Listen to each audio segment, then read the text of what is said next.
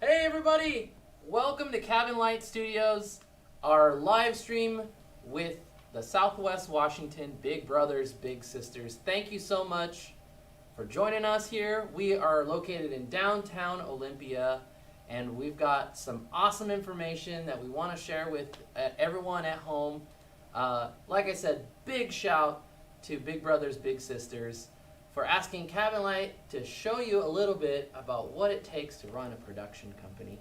We're going to be talking about a few different elements here, but joining us on crew today, we have Logan Shaw, who is our creative director.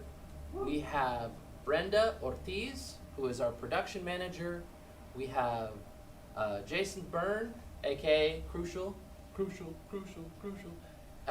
aka Ideal Graphics, who's going to be sharing some insight on what it takes to be a graphic designer, a website builder, and a jack of all trades. But we'll get into that a little bit later. We've also got Peter Miller with us today, who's the director of photography here at Cabin Light Studios, and our wonderful friend Rachel from Big Brothers Big Sisters. Thank you so much for reaching out to us to participate in this wonderful broadcast. So if you are joining us live, make sure that you drop some comments and make sure you follow Cabin Light Studios. We'd love to share out our content, and we definitely are really excited to have everyone a part of this. So if you are following now, just drop a hello, drop some highs, drop some heart emojis, whatever you can in the chat, just so that we know you're following us. And anytime throughout this broadcast, if you have a question or want to know more information about something that we're talking about and sharing information about, just say, hey, I got a question. And our friend Rachel here will let us know that, that we've got a question. And we will stop and we will do our very, very best to help inform you about what it is that we're talking about. We want this to be fun. We want this to be lively. We want it to be conversational. And so don't worry about any chitter, chatter, any of that. Just chime in and say, hey, I got a question about drones. I got a question about this. And we will do our best. We do have a little agenda for today's broadcast. So I think probably the first question that you may have is, what does Cabin Light Studios do? So we can answer that, and I think that the best way that we can answer that is by showing you what we do. So I think we are going to roll this ad. This was our first Super Bowl ad, technically. And the whole team worked on it. Took us about, roughly 2 to 3 days. And here you go. At Light Studios, we offer services such as photography, live streaming and podcast production, even aerial videography, digital media consulting and brand development, web design, don't forget video production, and event coverage. Whatever you need, Cabin Light Studios is here to help. Join us for your next adventure.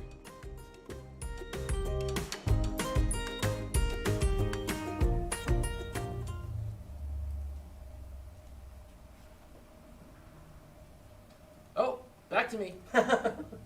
We had a little delay there, but I think we're just going to run it down. And here's the thing too: is production is a multitude of things trying to work together. And one of the most important things of being in a production company is working on a team. So always having plan A, always having plan B, C, D, E, F, G, the whole alphabet. And what's great about this team is that we work together, and that's what creates the best possible outcome.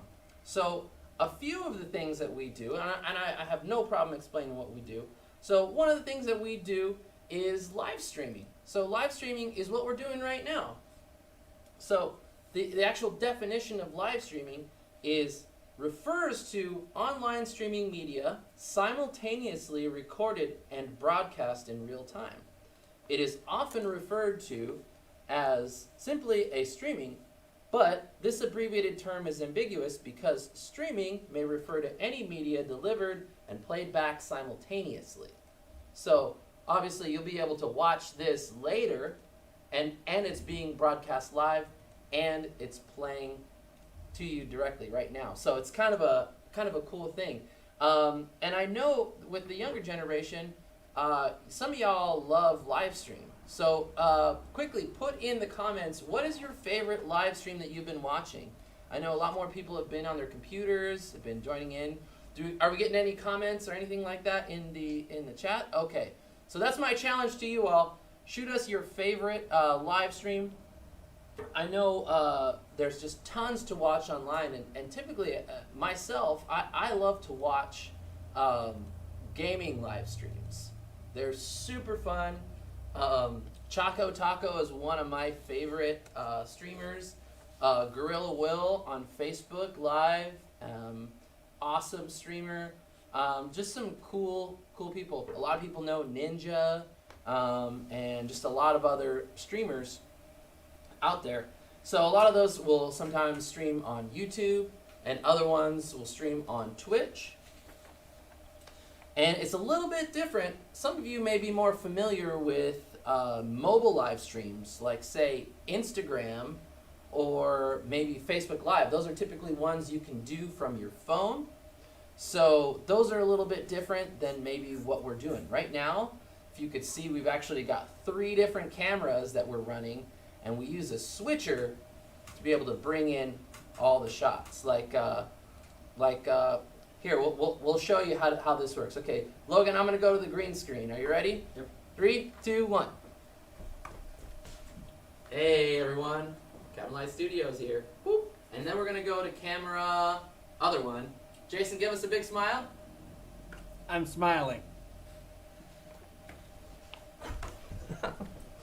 Perfect. So our live streaming setup is a little bit more complicated, but that's because we want to bring a high level of production value to what it is that we're doing, whether we're working with a client or we're working for something that we're doing internally, or something like this.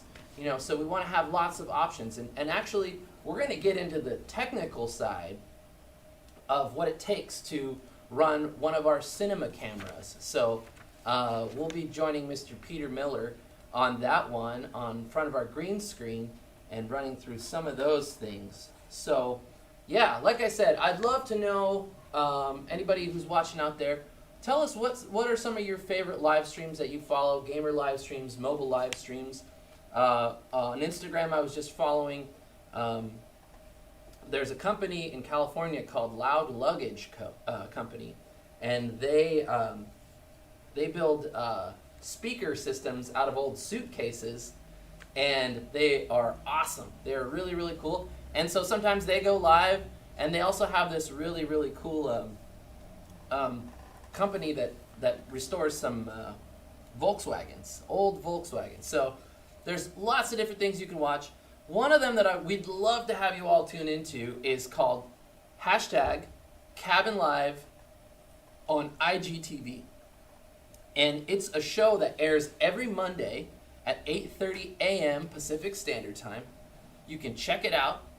And we have a host of guests from former NFL players to mental health professionals to people that are attorneys. Or this week we had a guest, a board member from the Big Brothers Big Sisters. We also had a newly appointed council member. So you never know what you're going to see on Cabin Live on IGTV, but make sure you're following Cabin Light Studios on Instagram, Facebook, Twitter, TikTok. We got a TikTok, so we want to grow our audience that way, and we want more and more people to know what we're doing. So make sure you follow us on all those. And of course, if you haven't subscribed to our channel, make sure you subscribe to Cabin Light Studios right here on YouTube.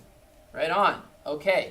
So next, we want to talk a little bit about podcasting. So how many people out there know what podcasting is? Anyone? Logan knows what podcasting is. We got Brenda, Jason. They all know what podcasting is. So a podcast is an episodic series of spoken word digital audio files that a user can download to a personal device for easy listening.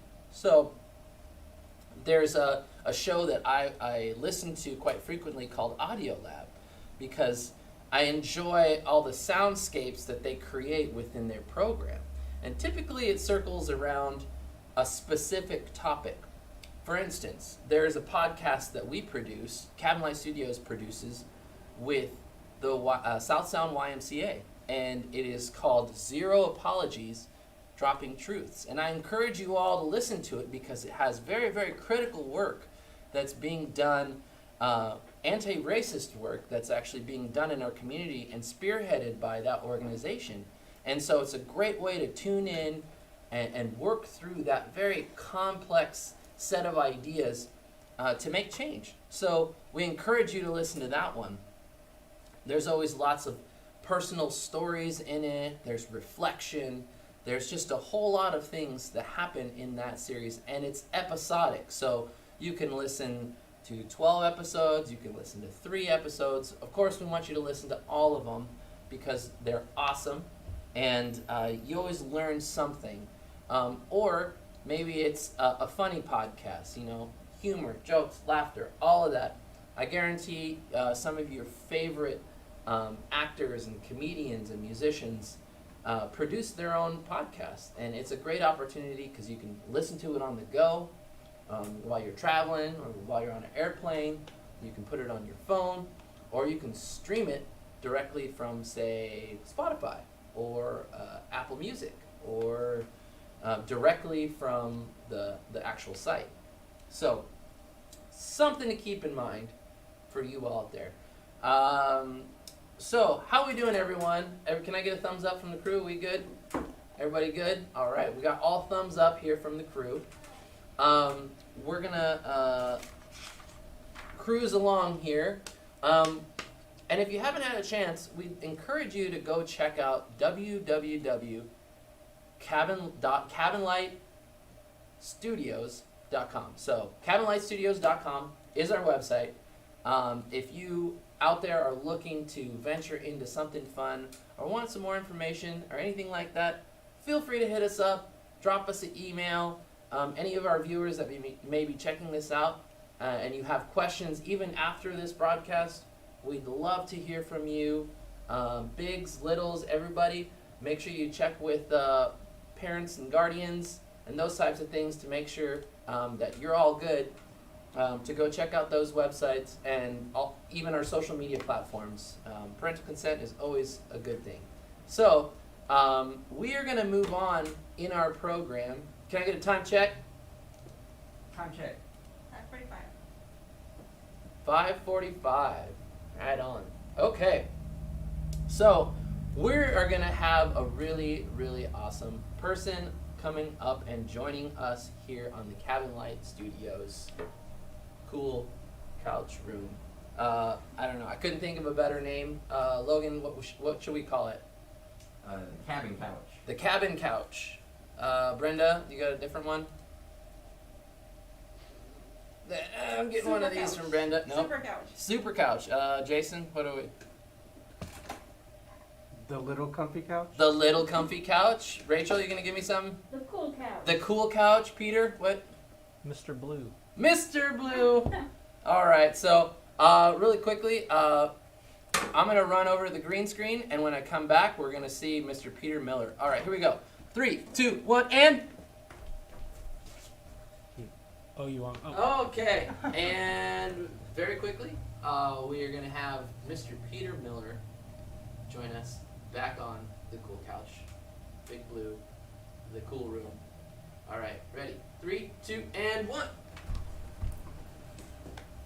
Hey, we're back. We got Peter here.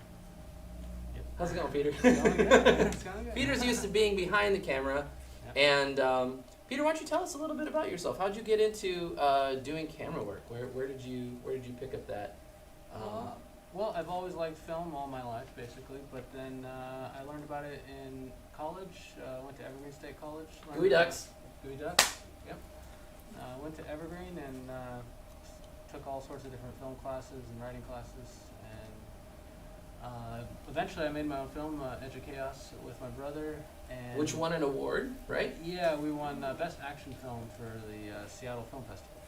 Big ups to Peter. Let's all clap for Peter. That's Edge of Chaos, and that was you said the Seattle Film Festival. Yeah, Seattle Film Festival. Awesome. So, Peter, we're going to be talking about commercial video production. This is the bread and butter for Cabin Light Studios, and we're going to talk a little bit about the elements that make, like some of the basics that make a good shot. Correct? Yep. Okay, so we'll get into a little bit. Are we able to play the CLS ad? Is that gonna? Okay. So before we get into it, we want to play a little ad for you. And when we're ready, I'm sure you'll see it. If we are unable to get to it, we.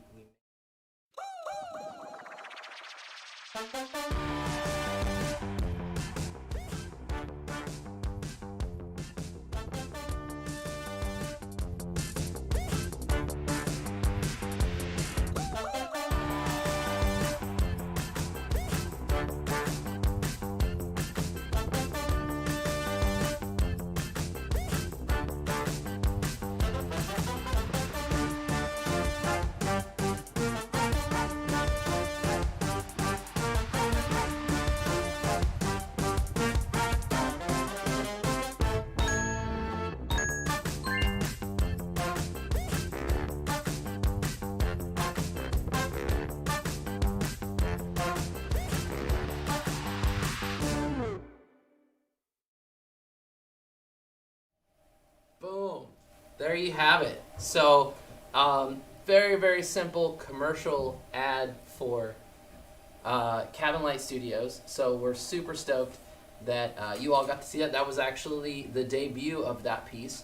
And that was actually collaboration between Cabin Light Studios and our wonderful designer in-house, Ideal Graphics.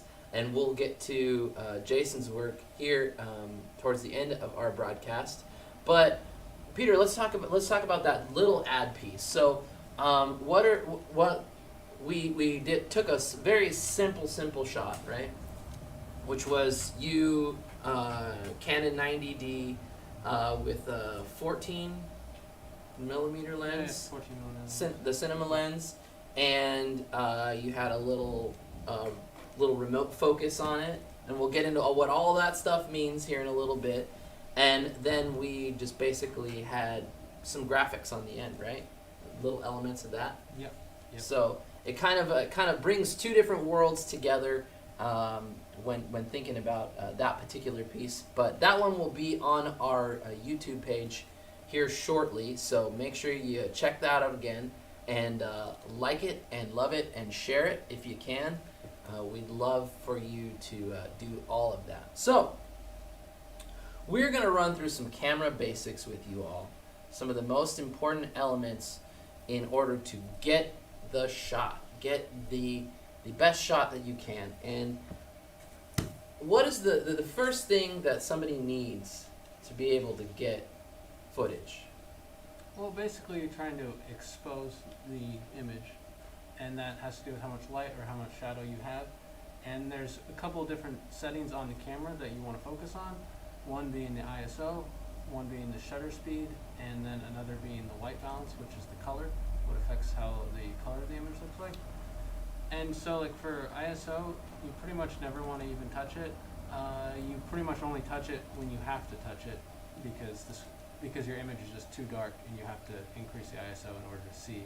But ideally you'd want to add light, because every single time you increase the ISO, it basically just degrading the image quality the more you up your ISO. So leaving it right where it's at is where you're always going to want it, and it really helps blacks in the image look a lot cleaner with a lot less fuzz and noise. So ideally try not to touch that. But before all of that, you don't need an expensive $100,000 camera to be able to factor some of these things in. You can do it with your phone, can't you? Yep. Yeah, Yeah. right? So people that are out there that want to get started, think about learning some of the using some of these basic elements with your cell phone. A lot of the current phones, especially the iPhone 12, or a lot of the Samsung cameras are incredible. I mean, some of them can do 4K, and it's just impeccable. And so, don't wait. Don't hesitate to start experimenting with video on your personal cell phone. Whether it's nature or whether it's automobiles or whether it's interviewing somebody. I personally love interviews. Give it a try and start learning the basic fundamentals. You can Google what are some basic elements of videography and start putting those into practice. And you know what? Even today, we are gonna walk you through all of those things on our professional cinema camera. So. I think we're going to cut right to it, and we're going to talk about all the things that Peter just mentioned, which makes a great shot, and then we're going to continue along here. If you are following us right now, please drop a little heart emoji or wave emoji. Drop your favorite emoji in the comment section, and if you have any questions during any of this, please don't hesitate to let us know. We got people watching the chat right now, and we're more than happy to answer any of those questions as we're moving along here. Mr. Peter, should we mosey on over to the green screen room? Yeah. All right, let's do this.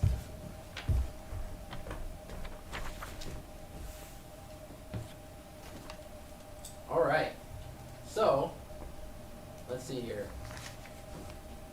You got clearance?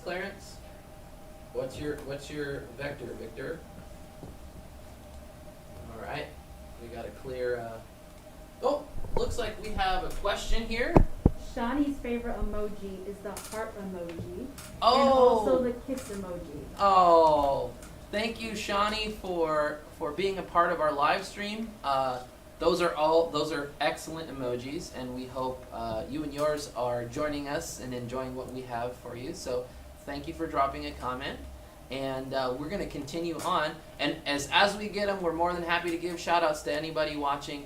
And if you have any questions, let's let it ride. Okay, so one of the first elements that we were talking about when utilizing a camera and getting the best possible picture that you can is ISO. So Peter, if you wouldn't mind adjusting the ISO on the camera, and then describe a little bit about what's happening. Can I be heard? Yes. Do I sound good? So right now we're at the native ISO. This camera can actually stop even lower, which you might use if you have too much light. And there's really no downside to your image by doing that. And then if you raise it, you can start to make the image more bright, but you're just creating more noise. So there's more noise, and as you can see, there's just a lot of light here, and you can't really decipher what's happening or what you're looking at. So, what are some elements when considering the ISO? Basically, you really just don't want to touch the ISO if you can, because you're going to have the cleanest possible image as long as you leave the ISO at native. Awesome. So let's. Peter's going to adjust to the most accurate ISO. And so, well, right now I'm at the worst ISO, Okay. and I just increased the f-stop to re-expose, so you can see the image, but it should be noisier than what it was previously. Okay. So if we want to reduce that noise, what are some of the elements that we? Well, you would add more light, but we do have light, so we can. So why don't we add some light here? Okay. So we've got some light via our Aperture 120D. Thank you, Logan. Big shout out to Brendan Logan over here, holding it down. High five there. Okay. And Peter, where are we at with our ISO? We're at native again, 400. 400. Okay. And so, kind of going down the way, let's talk about shutter speed. How does that play into how this camera works, or how the camera's working? Sorry. So for shutter speed, basically whenever you're doing video work, you want it to be double whatever your frame rate is. So double the frame rate. So what's frame rate? Can you tell us what that is? Yeah, so frame rate would be like traditional filmmaking is done at 24 frames a second. Okay. And then, 24 frames a second, just so you can hear us out there. Yep. And then if you're, a lot of times when you upload to like YouTube and things like that, a lot of times it's 30 frames a second for Okay. television. For television, we're looking at 30 frames per second. Yep. Okay. And then for more high speed like sports and activities like that, you'll have things like 60 frames a second or 120. 60, 120. Now how do frames per second play into, say, if I wanted to do really high definition video, and I wanted it slowed down? What are some elements that I'm going to need to consider? You're going to need a lot more light, because you're going to have to increase the shutter speed, like we were just talking about with the shutter speed. You have to double whatever the frame rate is. So if you're increasing the frame rate for slow motion, then you're going to have to add more light. And then in terms of getting the image to be slow, it's more ideal to shoot at a lower. If you shot at high frame rate and you want it to appear slower, then whatever timeline you're editing in, you're going to want to, the lower the frame rate that is, the more slow the footage will be. Right on. So like if you're at 30 frames a second, it'll be a certain slowness, and then if you drop down to 24, it'll get even a little bit slower. So that's something to here's something that you can experiment with at home. Take your cell phone and look at what's called the FPS. So typically it could be 24, like Peter said, 30, 60, or 120, and try that and see what it looks like, considering some of these other elements. So that's a little bit about frame rate, shutter speed. So remember, double your frame rate. So whatever your frame rate is, you want your shutter speed to be doubled up. So now let's talk about white balance. White balance why is white balance important in a picture, in a moving picture? To represent proper colors. And so the better job you do while filming will make the post work easier for whoever's doing the editing. Right on. And typically the most common form of light you'll always see is going to be daylight, which is around 5600K. 5600K is approximately what daylight is. Okay. Well, not approximately, but that's traditional, like, daytime, what it will look like, but it can fluctuate based on clouds and, sunrise, sunset time periods. Okay. And then oftentimes there's soft light, which is what you'll normally see like in homes, when you see those light bulbs that are more yellow. Okay. And that would be, those light bulbs are set at a temperature of 3200 K. Okay. So there's a spectrum of light, and it all has a certain layer of warmth in it. So maybe like an incandescent bulb may be more yellow, right? Or a halogen bulb may be a little bit more clear. And then there's LED lights which can go up and down a little bit. Yeah? Okay, cool. So something to think about. Lighting. Lighting is also a critical key in having great footage. So tying that all together, so really quick, let's adjust the white. Let's go really off center, and then we'll dial it back, just so you can kind of have a visual image of what that looks like. So Peter's gonna go crazy with the white balance. So we currently have it at 4700 K. 4700K is what we're at. And He's gonna mess it up really crazy like. So now when I stop it down like this, it's going to get real cold. And, you know, stylistically, people might use this like if they're trying to film a horror film or like a Yeah. vampire flick or something like that. Yeah, so yeah, let's talk about that. So just perfect is subjective. You should learn all the rules and then learn how to break them within the your understanding of film, because like Peter said that sometimes stylistically this could be used for a scary movie or something that may be happening in a cold environment. You'll notice that it's a lot, the footage is a lot more blue, and so what can you aesthetically or stylistically create with adjusting simply the color temperature? That I would challenge you littles and bigs out there to give a try. So sweet. So Peter's gonna actually adjust it back to what it would be an appropriate color temperature, a white balance temperature, and we're gonna see it right here. Well, this is actually the opposite. It's more of an inappropriate color temperature, but Okay. you see it's extremely yellow and greenish right now. So a really simple basic tool that we're actually going to use to get color balance, white balance, is we're just going to use a white piece of paper. And that will be our foundation for how we adjust our color temperature. Move it up. All right, here we Lower? right there. Yeah, hold it right there. Can you still see me, everyone? And it went to 4250K. So it was a little higher up before. I did that with my eye when I set it to 4700K. That was just me visually looking at it. Uh-huh. And then this is the actual auto balance detecting what the balance is. Awesome.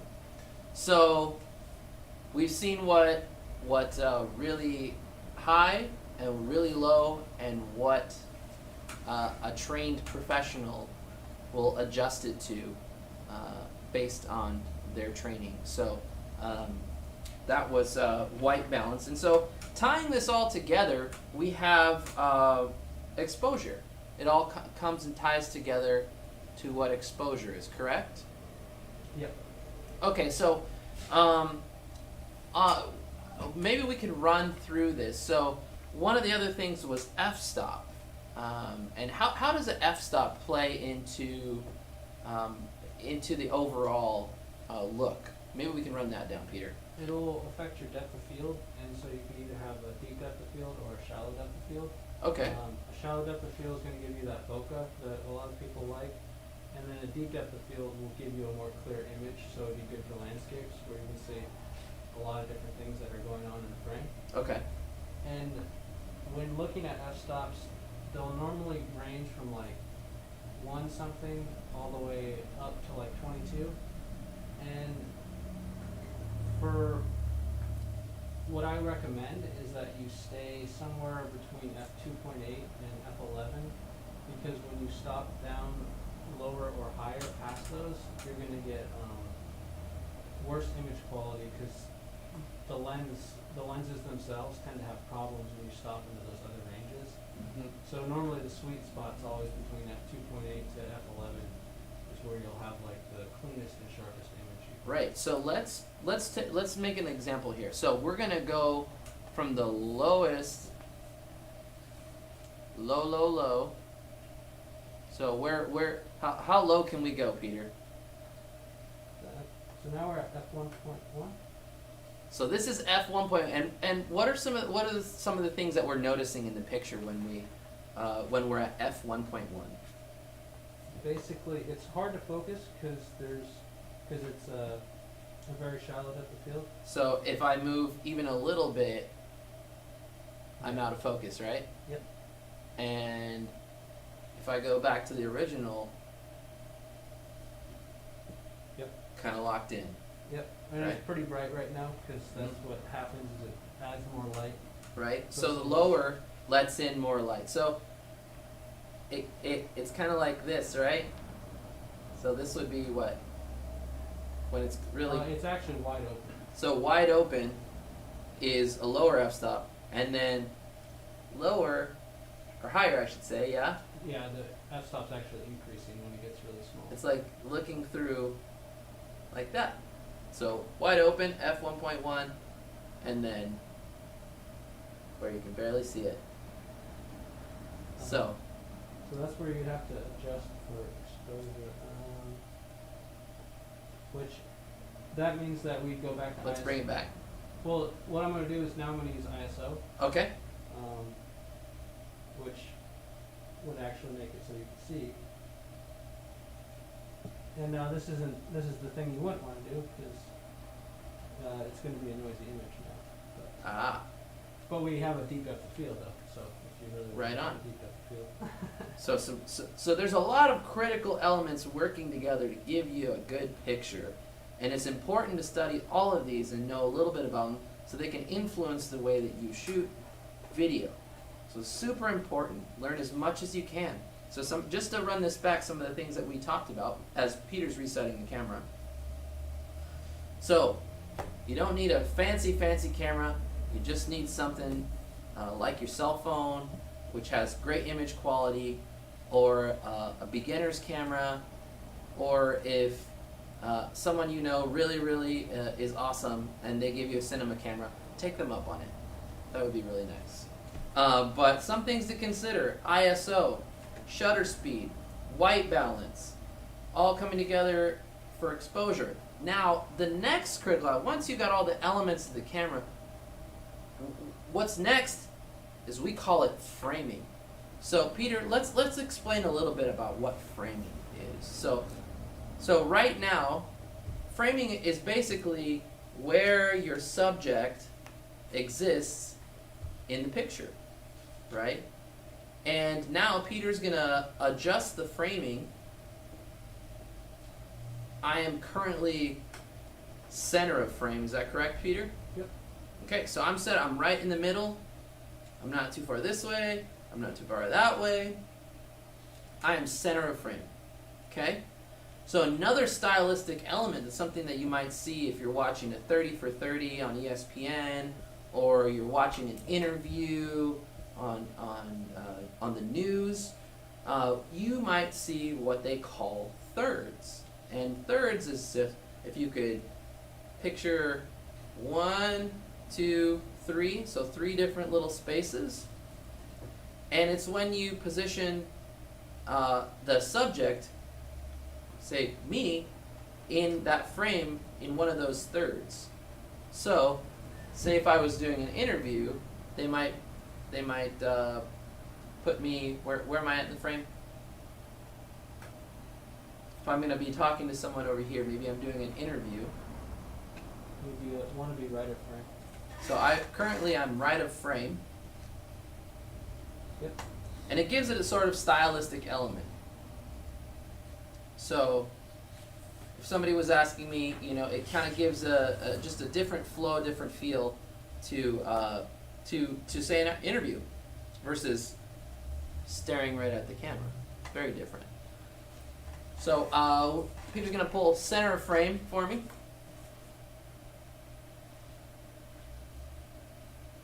Right on. Can I get a time check? 6:07. 6:07. We are cruising along here.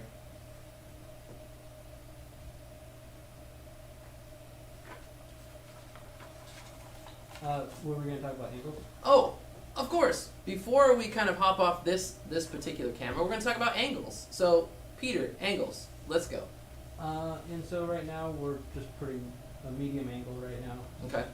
parallel to the floor. But basically you have low and high, Mm-hmm. and it's based off of kind of the style and what you want to do.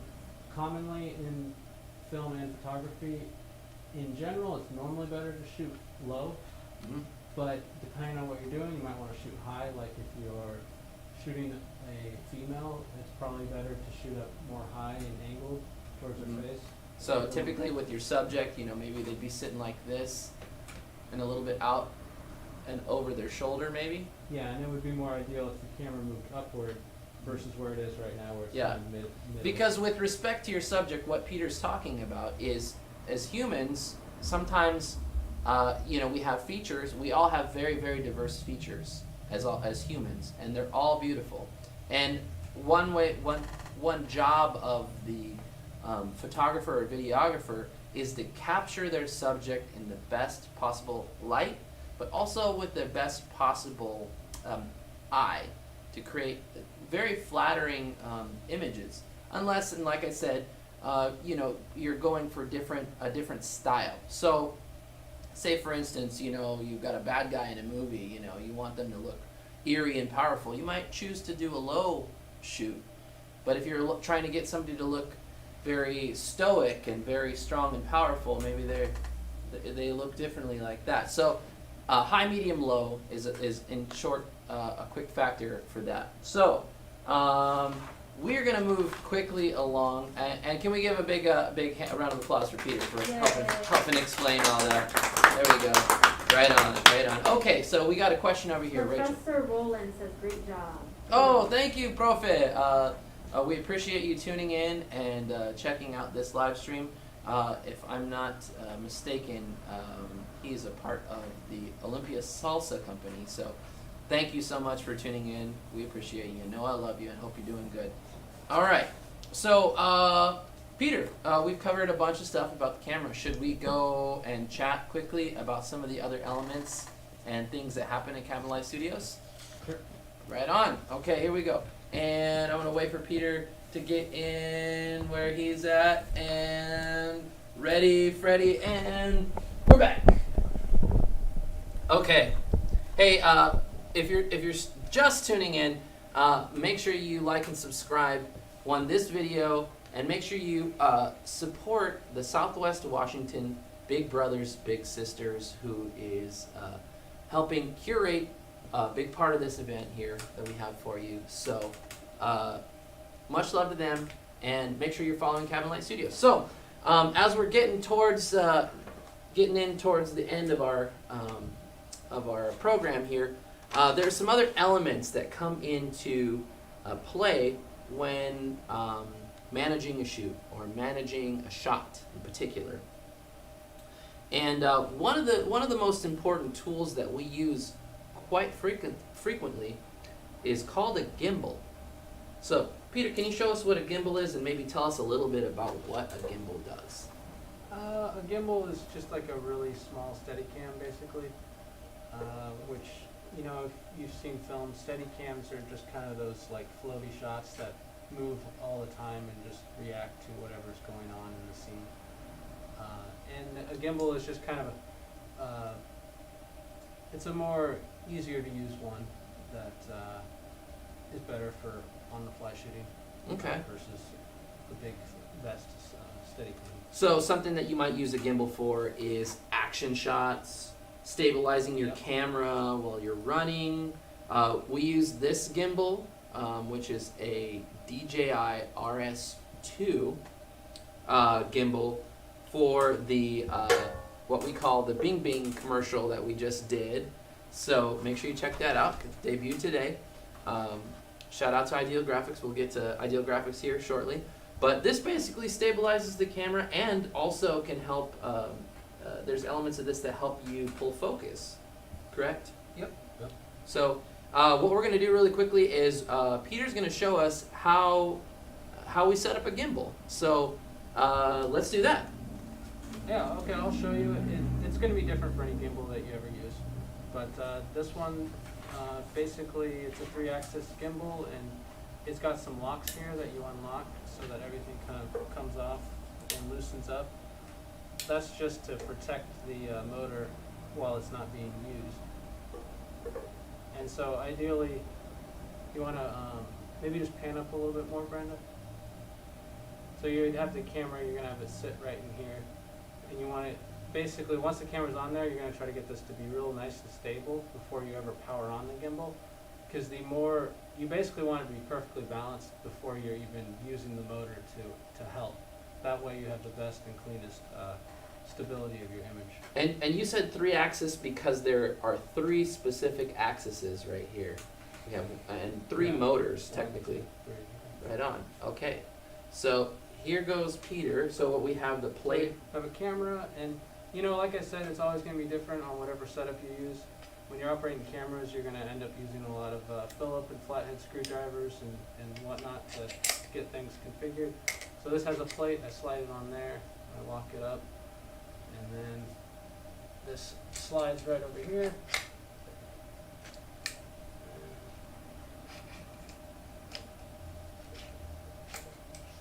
And it's got a nice little wheel here to adjust. So I'm going to just kind of adjust it, and then I'll show both sides of it once I get it there. So he centered it here and then pulled it here on this axis. Yeah, so it's looking pretty good there. Let me take a look on this side. Just needs to go a little more forward. And yep, that looks pretty good. And then you lock it down. Okay. It's all locked down. There's a whole bunch of little locks Yeah, that we roll got- back. For the locks, we got 1, 2, and 3 over here, and 4, but we normally don't fiddle around with that. But everything is looking good the way we have it set up. Okay. And then we hold the power button down here, and you'll see the camera sort of glitch out a little bit. Now it's stabilized, but this camera has a little calibration button that you select. And so I'm just doing that. There's a little touchpad thing here. Okay. Hey, come on. We good?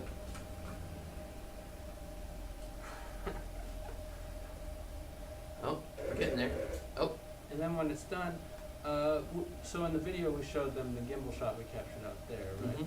So we were using this, but we were using a 14 cinema lens, which is really nice. Since it was a 14, it really helped the image stay nice and stable. Really wide. Awesome. This one only goes down to 16, but now it's relatively stable camera. So see how the camera stays level, and we can try a couple different angles with that. But that's a very, very basic element. Also, reminder, the longer the focal length of the lens, the more shake you'll see, even with a gimbal. So Logan reminded us, longer focal length, the The shakier the image will look. when you have it shakier on. the image will be.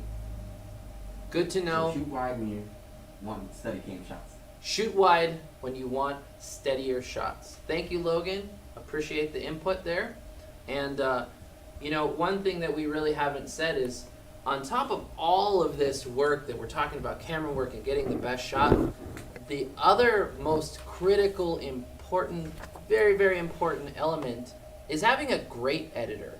Learning the skills of an editor is critical. If you're shooting by yourself, you know, you're going to want to take up those particular skills and learn by listening to as many top editors. Find your favorite movie and find out who the lead editor, find out who they are, and I guarantee you'll find some literature or you'll find some YouTube footage of them and study, and or find someone who's brilliant like Logan and is very, very well versed in this particular field, and definitely find somebody that you trust with your imagery, and just make it happen. And you'll stumble along the ways, but that's the part of learning that's critical, is making mistakes and correcting accordingly. So Awesome.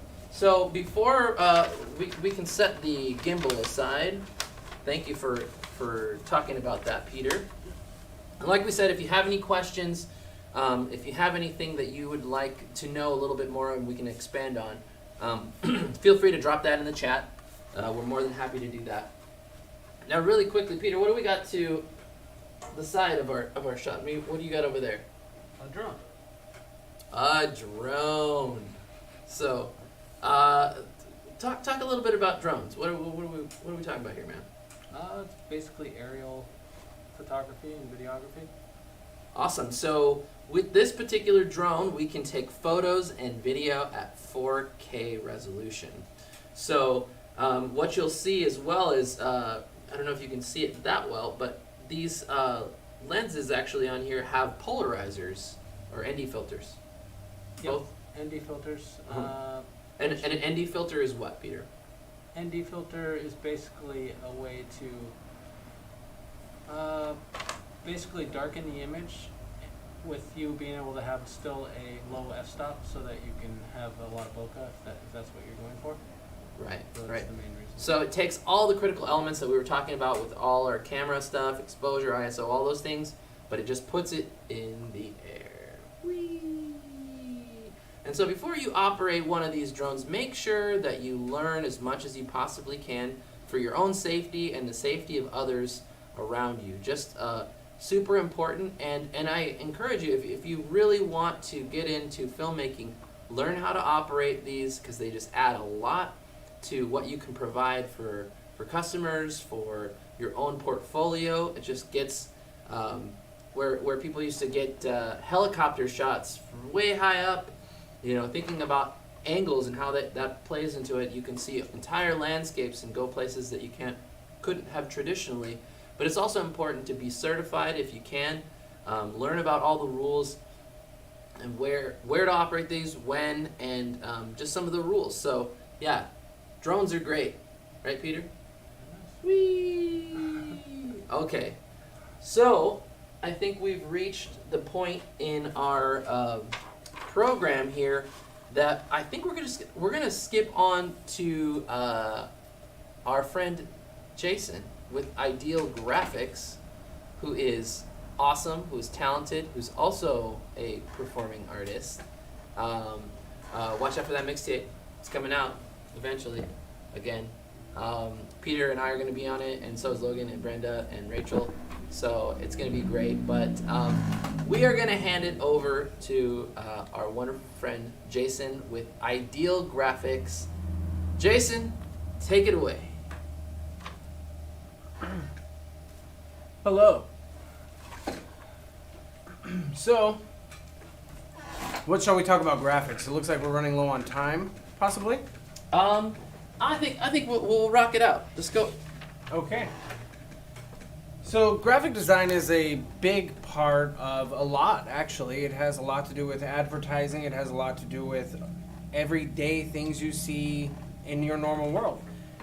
We can talk about anywhere from signs to apparel to logos to anything, literally anything you see.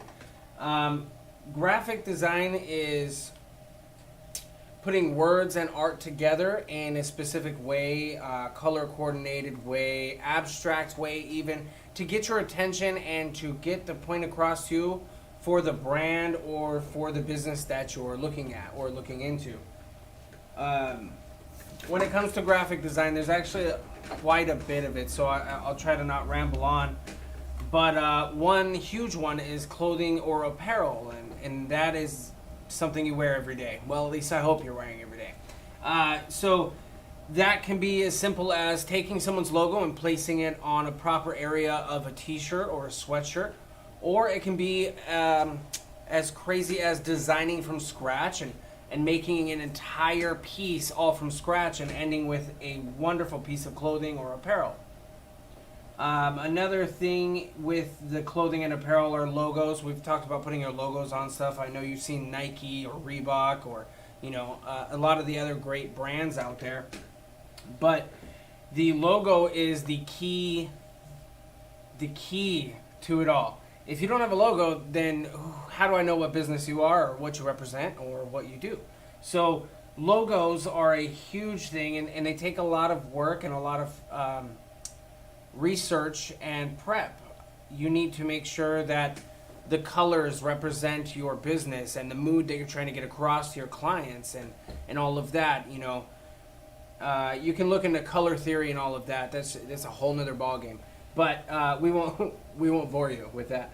But for logos, there's a lot of logos. I have a good video about logos and what your logo should look like on my YouTube channel.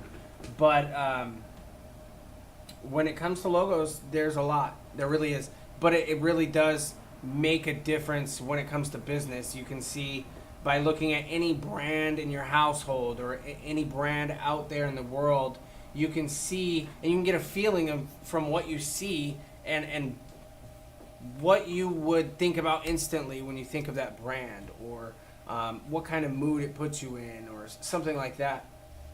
So logos is a lot. If you have any questions, I would love to answer those. So if you want, you can leave that on our YouTube, and I will get back to you as soon as I can about that. Or you can also check out my YouTube channel and look at those videos. And if you have any questions, I'd love to help you. Quickly going into the next thing is websites. Web design is a huge thing. Websites are very useful and helpful resources for companies, and having somewhere to showcase their brand or their product. And websites can be anywhere from a simple landing page to a very, very animated website and very interactive for the user. And when it comes to websites, I always like to think of being mobile friendly as well as being desktop friendly. Desktop is one thing, but how many of you are on your phones when you're on a website or on an app? So you always got to think about, when it comes to web design, to keeping everything simple, but friendly and interactive and very user friendly for your customer or client. What does it take to be a graphic designer? Let's tell you. A graphic designer, to me, if you know how to match your clothes, that's one of the biggest key things. Or be completely abstract and use a lot of contrast, colors, and opposites. But basically, to me, a good graphic designer is someone that knows how to get a mood across without actually using words. Or, for instance, how do you know it's Halloween without saying Halloween? Well, to me, a big example is using orange and black. Those colors portray that it's Halloween or somewhere around there without blatantly saying it. So stuff like that. Or good example is Christmas. So red and green, those colors give me a feeling of Christmas or something like that. That, to me, that's kind of part of what makes a good graphic designer. The other one would be to not overdo it. You know, when I first started, hopefully you don't see those first flyers, but when I first started, some of my flyers, I was using way too many fonts and just being real crazy with it, and it kind of hurt your eyes. So over time, I learned that, you know, the more simple speaks more volume. So you can be crazy and abstract, but make sure it fits with your theme or your brand that you're working with. Jason, really quick, Yeah. I had a question. Yeah. You know, one of the elements I always think about, and maybe you can expand upon this, is communication is a critical part of what your job is. Because you're conveying messages. How does communication play into working with, say, a client? How does communication work between you and a client or somebody that wants you to do something? Maybe you can expand upon that. Communication is key. It really is. I go back and forth with clients. You know, if it comes down to revisions or redoing something that maybe we didn't get across the first attempt, or stuff like that, it has a lot to do with it. When it comes to communicating with a client, I think there would be a lot of redos if we didn't communicate as much as we did, or a lot of unhappy people or unsatisfied customers. When it comes to communicating with a client, you want to let them know how you're feeling, or what your professional outlook on it is. Not a lot of customers, and it's no offense to anybody, but not a lot of clients or customers know the exact way they want to see their vision. They have a vision, but they don't know exactly how to get it done, or if the direction they had in mind was actually, a good outcome. But what I like to do is I like to tell or give the client what they want, but give them something that I think would be a good idea, being the graphic designer that I am, and we meet in the middle, or we work on their vision just to make it fit, or we work on my vision because they happen to like it better. So the communication is very critical, and you can't be afraid to talk to a client or ask them questions, or a big thing is you always have to listen and be open to what your client wants, because maybe the vision they have is their exact thing that they need for their brand to be visible or liked by the community. So you can't be afraid to work with them on their vision, but as well as interpret your vision into the whole scheme of things. So communication is really collaboration, emphasizing collaboration, Yeah. because I think you put it excellently, is you got to take somebody's idea over here, and you have to take your mind, and you have to meet in the middle, correct? Yeah, 100, yep. So kind of breaking this down now, can you talk a little bit about simplicity and how that plays into your design aesthetic, or the way that you choose to design? Yeah, think of the Nike swoosh, right? I know you've seen it. I've seen it a million times. I know you have too. So that one is a very simple logo. It's an iconic logo. It's one of those things that you wouldn't think that the most simple things work, but they really do. I urge you to go outside, or when you're in the car with someone driving around, look at all the logos around the world. Look at all of them down the street, down your neighborhood street. Look at all the logos and tell me how many ones are simple, not extraordinary. They're just basic, but they look really clean. And that's something that I see every night, and it makes me smile, because you wouldn't think that a normal word in a normal white font would look good, but the way the graphic designers put it together, it makes it work. And so I always tell people that, yeah, I can make a picture of you holding a medallion, jumping up and down. I can do that. I can do anything you want. But does that really portray your company name or your brand? So, yeah, I will do everything you want, but is there a simpler way to make it simple? Think about signs, right? So I told you to go drive down the street or be with someone down in a car looking at signs. You got to think, you're driving 35, 40 miles an hour. Can I read your logo? Can I see what that says? So all of those things kind of play into the simple side of it. You can be crazy with it, but put a little simple dial on it that, makes it a little more legible and can be seen by everybody easier.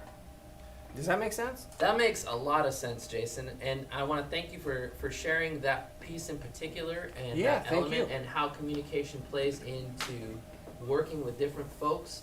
I want everyone to check out Ideal Graphics YouTube channel. Check them out on Facebook and Instagram, and see there's actually a really cool video series that you can check out that Jason did to talk about ways to start with maybe building your own logo and helping improve your brand, and definitely how websites can help promote a company. So Jason, I just want to say thank you. Are we able to run that promo for Jason's wonderful design? It would be great to Real quickly, Melina Barnes says hearts. oh thank you, Melina. We're sending them back. You're ideal. Are we able to run that ad, Logan? Yep. And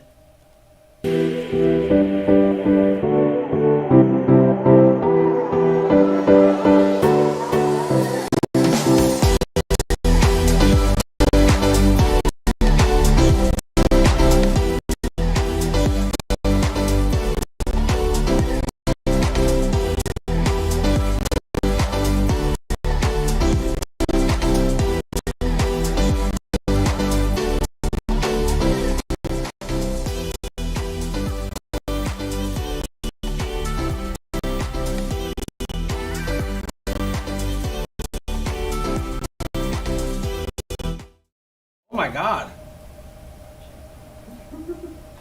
Right on. So, let's go ahead and give a nice round of applause for Ideal Graphics, letting us into the minds. Thank you, Jason. Yeah. Friends, family, everyone, we are so thankful that you all joined us. This was really important. It was really nice to be able to provide this information for our friends at the Southwest Washington Big Brothers Big Sisters organization. They are looking for some amazing volunteers. If you would like to mentor a little, reach out to them. Reach out to Rachel over there at Big Brothers Big Sisters. In fact, Rachel, I'm going to pull you into this one so you can talk a little bit about Big Brothers Big Sisters. Come and join us. And let's have you introduce yourself and a little bit about what you do with Big Brothers Big Sisters. Hi everyone, my name is Rachel Neighbors. I am the enrollment specialist at Big Brother Big Sister of Southwest Washington. So mainly doing interviews for the families and also mentors that want to be part of our program. So what, how does this work? How do I, Yeah. say I would like to volunteer with your organization. Yes. I'd like to mentor someone. What does that look like? So first you would go through our website, and I'll go ahead and put that in the chat. And then from there, our inquiry specialist will reach out to you, maybe a phone call, asking some more specific questions. You give us an application, and then from there, we go ahead and do an interview with you. And then there's a bit of a waiting period as we're looking for either a youth for you to be matched with or a mentor for you to be matched with. And then from there, you have your introduction match meeting where you get to meet each other and talk. And then from there, you two are matched. Awesome. And it sounds like there's a need for men out there. I'm going to give a big shout to any of my male counterparts or male identifying friends. The organization really would love your support in mentoring youth of all different types of backgrounds. So that's a critical component, and it's actually it sounds like there's also a lot of work in the background that Big Brothers Big Sisters is doing as a whole organization to update the way that they operate. Maybe you could tell us a little bit about that. Yeah, so I'll speak on the male mentor part. So we are in need of male mentors. They're a little bit harder to come by. Right now, for boys on our waiting list to be matched with male mentors, it's about a 2-year wait. So we really need more male mentors, especially male mentors of color, really giving kids that representation. We just created a DEI committee for diversity. So really working on what are the barriers, what's going on, what can we do as an organization to make all people feel welcome and really help them in any way that we can to give them those resources that they may need to be part of our program.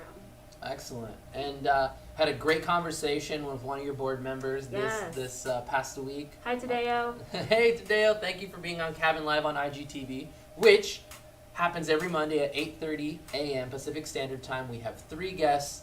We talk with each guest for about 15 minutes. Sometimes we go extra innings if there's more stuff that we want to know. But if I would encourage everybody to follow it on Instagram and follow Cabin Light Studios on Instagram as well. Rachel, we want to thank you and your organization for allowing Cabin Light Studios to provide content for your organization and the littles and everyone out there watching, everybody that commented. We encourage everybody to continue watching that. Like I said, I'd like to thank some of our folks that helped make today possible. So first of all, I'd like to thank Logan Shaw. Let's give him an applause. I'd like to thank Brenda Ortiz, keeping us going. I'd like to thank Jason Byrne over here, Ideal Graphics. And I'd like to thank Peter Miller for speaking on how to operate a camera and all the good stuff, keeping us looking pretty. And my name is Miguel. I'm the Director of Operations here at Cabin Light Studios. Follow us on YouTube. Follow us on Facebook. Follow us on Twitter, Instagram, TikTok, you name it. And if there's any older people out there watching us, follow us on LinkedIn. It's like adult Facebook. But don't forget, our big goal for the year, and I wrote them down because we need your help. So for Cabin Light Studios, we're looking for Facebook. We're looking for 1,000 likes on our page. On Instagram, we're looking for 1,000 followers on our Instagram. On Twitter, we're looking for 1,000 new followers. On YouTube, and like this broadcast, don't forget, we're looking for 5,000 new followers. On TikTok, we want 5K new followers. And of course, we'll take anybody and everybody on LinkedIn. So one last time, thank you, Rachel. Thank you, course. big brothers, big sisters. Thank you, Cabin Light Studios. We really appreciate it. Thank you for all this work. There's so much that went on behind the scenes, so much equipment, so much time. We really appreciate it. Well, thank you. High Of five. course. And on this outro, I believe we'll be able to watch the Super Bowl ad if we can do that. And thanks, everyone. Take it easy. And we love you much. And Logan's going to give me the out signal. Here at Cabin Light Studios, we offer services such as photography, live streaming, and podcast production, even aerial videography, digital media consulting and brand development, web design, don't forget video production, and event coverage. Whatever you need, Cabin Light Studios is here to help. Join us for your next adventure.